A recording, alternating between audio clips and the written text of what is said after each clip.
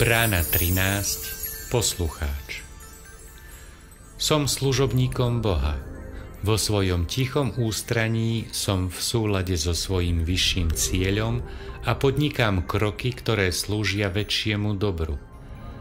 Každý deň žiadam, aby moja myseľ, moje oči, moje slová, moje srdce, moje ruky, moje telo, moje svetlo a moja bytosť boli použité v božskej službe. Pozorne načúvam slovám a skutočným významom druhých.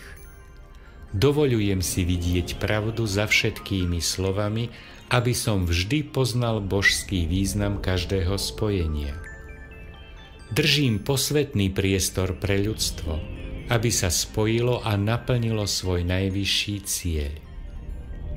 Vediem s láskou. Zadania.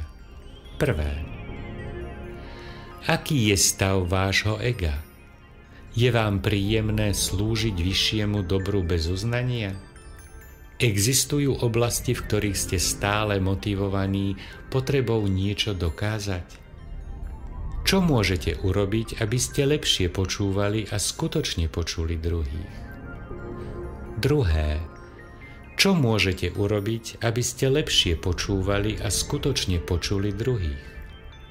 Čo musíte urobiť, aby ste lepšie počuli a počúvali svoje vlastné vedenie?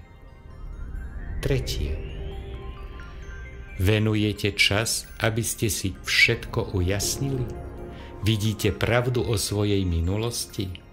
Ktoré časti z minulosti potrebujete ešte vypustiť?